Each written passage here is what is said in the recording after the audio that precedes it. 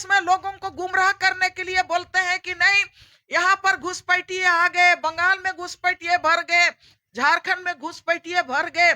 तर घुसपैठियों को रोकने का काम तो गृह मंत्री का है, अमित शाह का है, रक्षा मंत्री का है, प्रधानमंत्री का है। आप लोगों को गुमराह करने की कोशिश करते हैं और ये तमाम अनर्गल बयान देते रहते हैं, लेकिन आप उन हकीकत तक आप नहीं पहुंचते हैं जिस पर आपको कार्रवाई करना चाहिए। चुनाव होने वाला है बिहार में, अब पुलवामा पहलगाम में ये घटना घटी, आप वहां पर जो रेल को हरी झंडी कर रहे हैं, अरे रेल का हरी झंडी तो एक तरफ को तो रेल को आप बेच दिए, रेल का पटरी को बेच दिए, सड़क को बेच दिए, अडानी और अंबानी के हाथ में सारा जोहार, चीज नमस्कार। आप देख रहे हैं द झाड़ न्यूज और मैं हूं गुंजन कुमार। मैं अभी राजधानी रांची में हूं और मैं दयामनी दीदी से बातचीत करने के लिए आया हूं, क्योंकि जिस तरह से हमारे देश के जम्मू कश्मीर में पहलगाम में जो आतंकी हमला हुआ था, उसे लेकर पूरे देश में माहौल गरमाया हुआ है।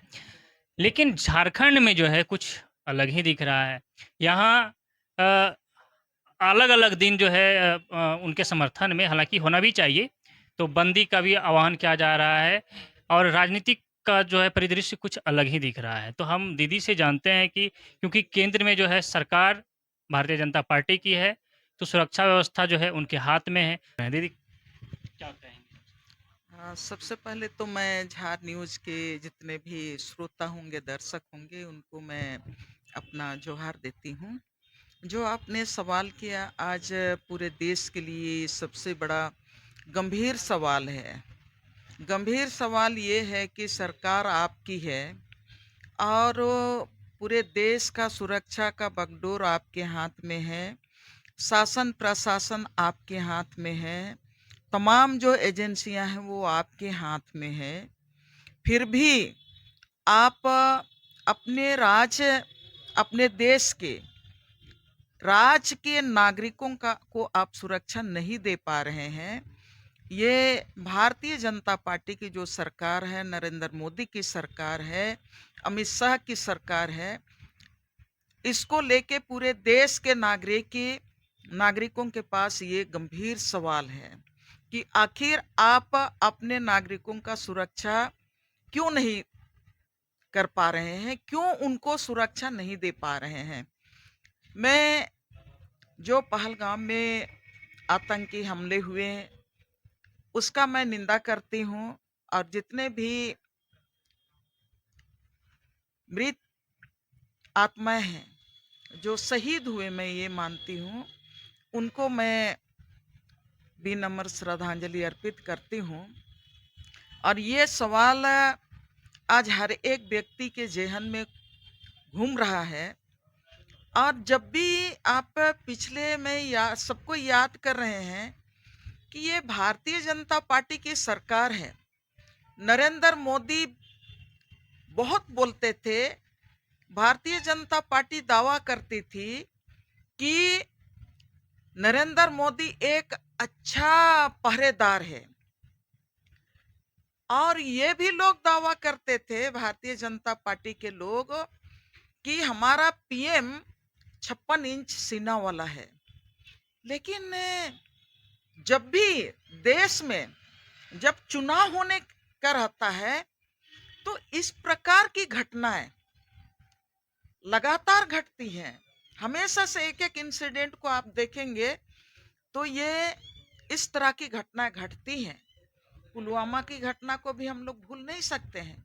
आप ही के राजकाल में हुआ, आप ही के शासनकाल में हुआ, तब भी आपको पता नहीं था। और उससे जो आपको सचेत होना चाहिए था, आपको कश्मीर के लिए उनके बॉर्डर का सुरक्षा को लेके आपको पूरा सचेत होके आप वहां का सुरक्षा व्यवस्था को पुख्ता करते। लेकिन पुलवामा के बाद भी आप में इतनी लापरवाही, आप अपने नागरिकों के प्रति इतना असंवेदनशीलता कि जो बेलगाम में जो घटना घटी उसके बाद वहां जो लोग थे वो लोग सारे लोग बोल रहे हैं कि जिस तरह से घटना घटने के बाद 26 लोगों की मौत के बाद उसको जातीय राजनीति, हिंसा का रूप दिया जा रहा है, और वहां पर जो लोग थे वो लोग कह रहे हैं कि ये जातीय हिंसा नहीं है। वहां के कश्मीर के जो समुदाय हैं उन लोगों ने टूरिस्टों को संरक्षण दिया, उनको बचाने का काम किया, सब अपने घरों में शरण दिया। और दूसरे तरफ उस घटना को लेके देश में ये हवा मचाया जा रहा है कि नहीं, जाति पूछ के मारा गया। ठीक है, जाति पूछ के मारा, लेकिन सबसे बड़ा सवाल है नरेंद्र मोदी सरकार और अमित शाह से, हमारे माननीय गृह मंत्री से, कि आपके पास सुरक्षा व्यवस्था क्यों मजबूत नहीं था, और आपके रहते हुए जो चौहद्दी चारों ओर से जिस तरह से आप आतंकवादियों को रोकने के लिए जो व्यवस्था होना चाहिए था, जिस तरह से आर्मी का व्यवस्था होना चाहिए था, जिस तरह से आपको वहां पर आपके जो छठा जो ज्ञान इंद्रियां हैं, जो आपका शासन प्रशासन में जो गुप्तचर विभाग है, वो कहाँ फेल हो गए, कहाँ पर आपका आर्मी फेल हो गया कि वहां पर आतंकवादी घुसे और वो आपको गंध तक नहीं लगा, और आप इतने सारे लोगों को की हत्या हो गई। ये निश्चित रूप से नरेंद्र मोदी हमारा प्रधानमंत्री का ये विफलता है, और देश का जो हमारा आपका गृह मंत्री है वो देश की जनता, देश के सीमा को सुरक्षा देने में वो विफल रहे हैं।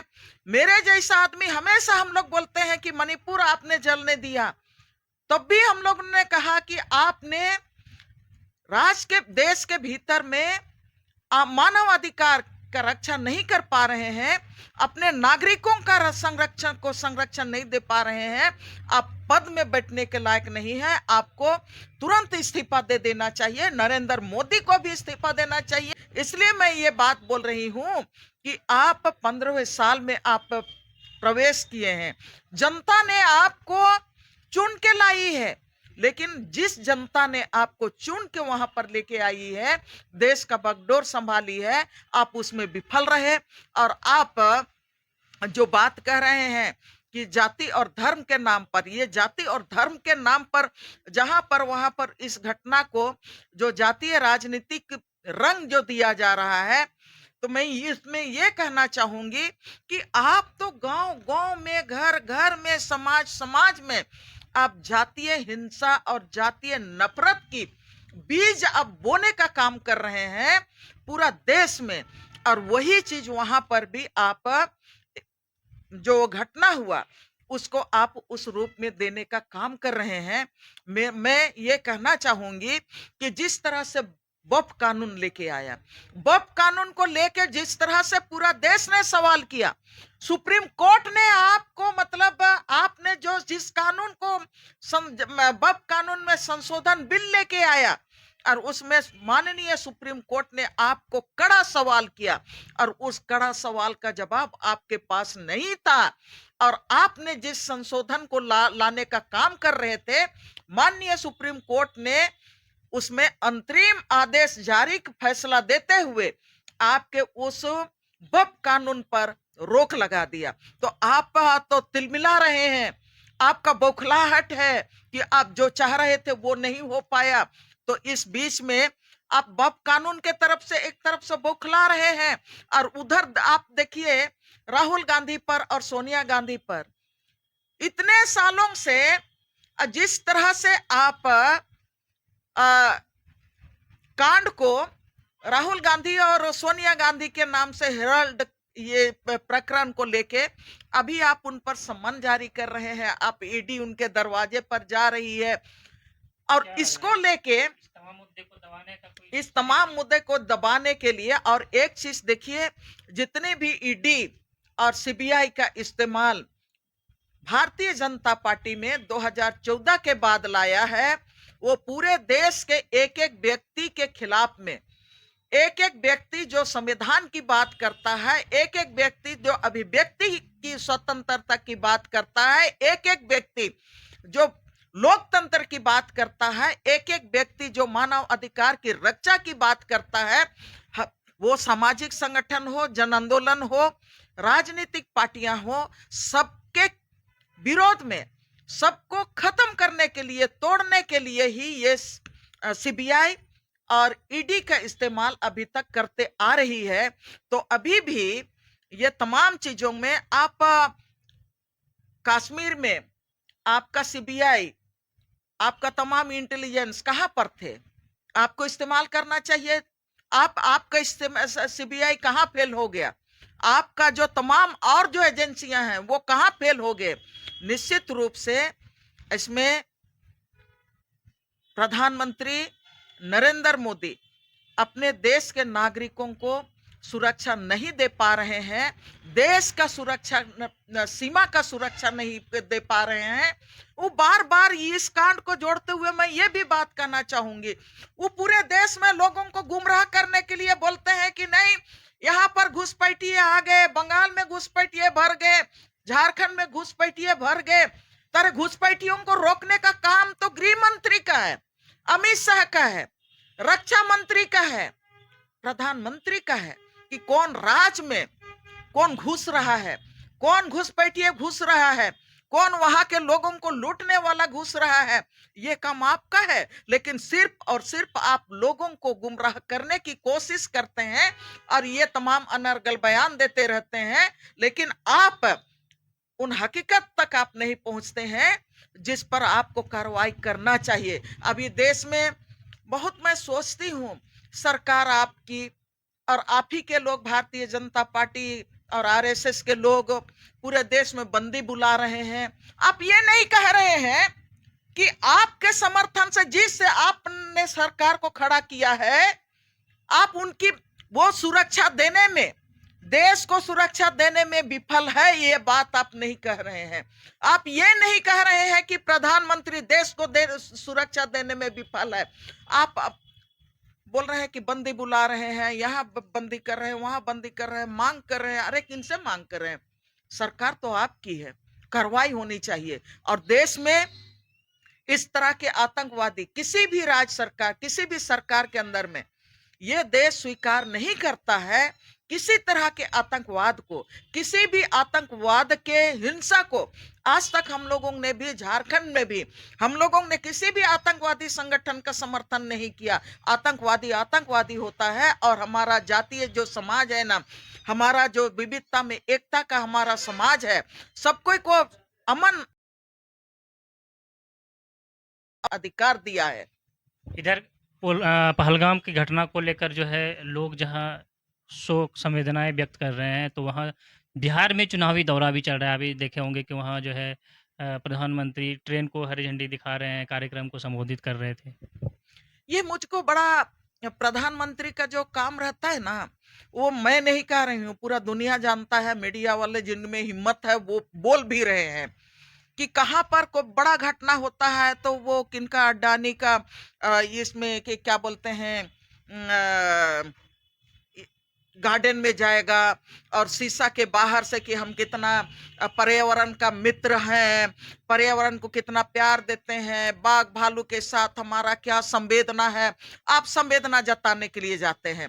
तो आप जो सवाल कर रहे हैं कि अभी चुनाव होने वाला है बिहार में, अब पुलवामा, पहलगाम में ये घटना घटी, आप वहां पर जो रेल को हरी झंडी कर रहे हैं, अरे रेल का हरी झंडी तो एक तरफ को तो रेल को आप बेच दिए, रेल का पटरी को बेच दिए, सड़क को बेच दिए, अडानी और अंबानी के हाथ में सारा चीज आप सुपुर्द कर दे रहे हैं। अब किनके लिए ये जो नाटक कर रहे हैं, वो तो बात की भी बात होती, अभी तो आप सुरक्षा की बात करते, और उसके लिए आप अभी कठोर से कठोर माने कार्रवाई आप करने, आपको करना चाहिए था। आज हम यही कहना चाहेंगे कि आपने जो कहा इधर चुनाव, ये चुनाव में, उस समय भी तो चुनाव में ही अपना मतलब चुनाव एजेंडा, नौकरी का एजेंडा खत्म, रोजगार का एजेंडा खत्म, देश के सुरक्षा का एजेंडा खत्म, शिक्षा का एजेंडा खत्म, मानव अधिकार के संरक्षण का एजेंडा खत्म, पानी और बिजली का एजेंडा खत्म, भोजन का एजेंडा आप खत्म कर दो और इसी तरह की घटना के पीछे आप अपना रोटी सेकते रहो।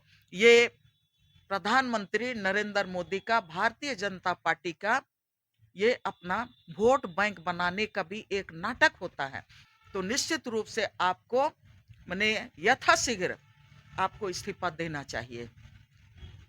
तो इस तरह से जो है हमने बातचीत किया पहलगाम मामले को लेकर।